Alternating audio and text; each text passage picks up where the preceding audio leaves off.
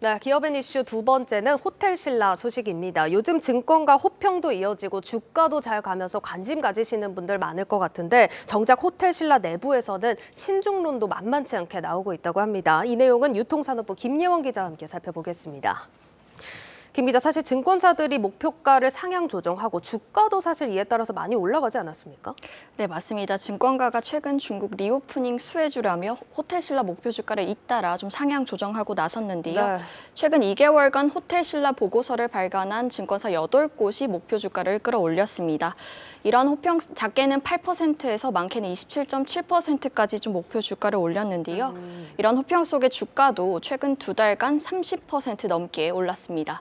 지난 9일에는 52주 신고가를 경신하기도 했습니다. 근데 사실 이런 기대가 중국인들이 이제 돌아올 거다, 이런 기대감이 반영이 됐던 거잖아요? 네, 맞습니다. 증권사들의 그런 긍정적인 전망은 지난달 중국이 제로 코로나 정책에서 이제 위드 코로나 정책으로 전환하겠다라고 발표한 시점을 전후로 좀 쏟아졌는데요. 한국인을 찾는 중국인 관광객들이 좀 필연적으로 늘 수밖에 없다, 이런 분석이었는데요.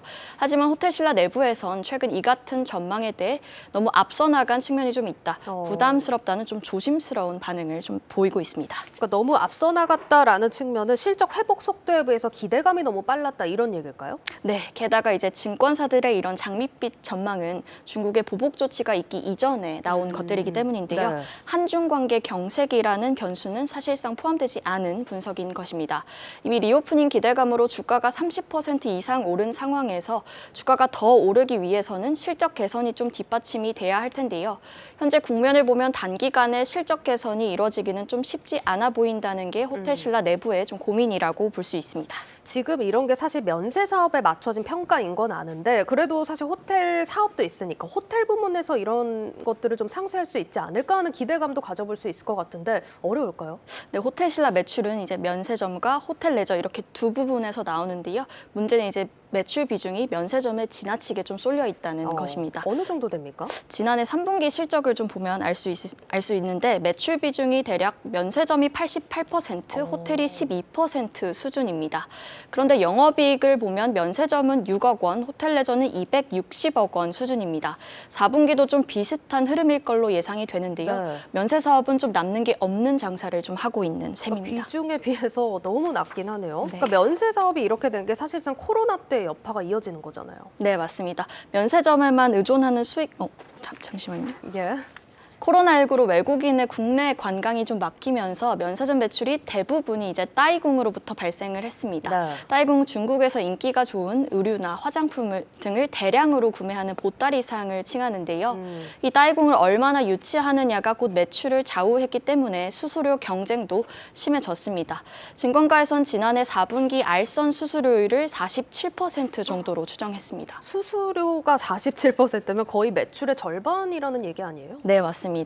코로나 이전이 2019년과 비교를 해봐도 6배가 높아진 수준이고요. 코로나 유행이 극심했던 2021년과 비교해봐도 20%포인트 가까이 오르는 등 지금도 아주 높은 수준을 좀 유지하고 있는 것으로 보입니다. 예, 그러니까 요약을 해보면 중국의 보복 조치로 일단 면세점 업계가 결국에는 또 매출 유지를 위해서 높은 수수료를 줘가면서 따이궁에 의존하는 비즈니스를 계속해서 영위를 할 수밖에 없다, 이런 얘기인데 이렇게 되면 실적 개선 시점은 더 늦춰질 수밖에 없다, 이런 분석이잖아요. 네, 맞습니다. 여기에 호텔신라가 좀 어찌할 수 없는 한국과 중국의 외교 관계도 좀 얽혀 있기 때문에 적극적으로 나서서 고객 유치를 하기도 좀 힘든 상황이고요. 중국의 반한 감정도 더욱더 심해지고 있는 상황입니다. 또 코로나를 거치면서 중국 면세점과 중국 현지 화장품 브랜드들도 한국의 대체제로 상당히 성장을 했기 때문에 이 역시도 좀 면세업계로선 어려운 숙제가 될 것 같습니다. 네, 지금 뭐 경영 환경 자체가 녹록지 않다라는 건 이해가 되지만 일단 돌파구 마련이 좀 필요해 보이긴 합니다. 어떤 계획일까요? 네, 면세점에만 의존하는 좀 수익 포트폴리오를 다변화하기 위한 노력을 좀 꽤 하고 있는데요. 예. 대표적인 것이 로레알과 사모펀드 한국과 손잡고 지난해 시작한 화장품 사업입니다. 럭셔리 화장품이다 보니 호텔 면세 사업과 시너지가 좀 클 것이라는 판단을 했다는 건데요. 업계에서는 뷰티 시장이 워낙 경쟁이 좀 치열해서 안착할지도 좀 지켜봐야 하겠지만 안착한다 해도 유의미한 실적을 내는 사업으로 성장하려면 시간이 꽤 필요할 것이다, 이런 진단을 내놓고 있습니다. 호텔신라는 현재 내국인 대상의 프로모션을 선보이고 있고 오늘은 오프라인 매장을 좀 대대적으로 새 단장했다는 소식을 전했는데요. 그러면서 해외 단체 관광객, 내국인 관광객들의 방문이 점차 증가할 것으로 기대하고 있다고 밝혔습니다. 아무래도 동남아 단체 관광객을 좀 타깃으로 한 것으로 풀이가 됩니다. 이래저래 이제 면세점 사업에서 승부를 걸 수밖에 없는 호텔신라의 고민이 좀 담겨 있다. 이런 해석이 나옵니다. 네, 잘 들었습니다. 유통산업부 김예원 기자였습니다.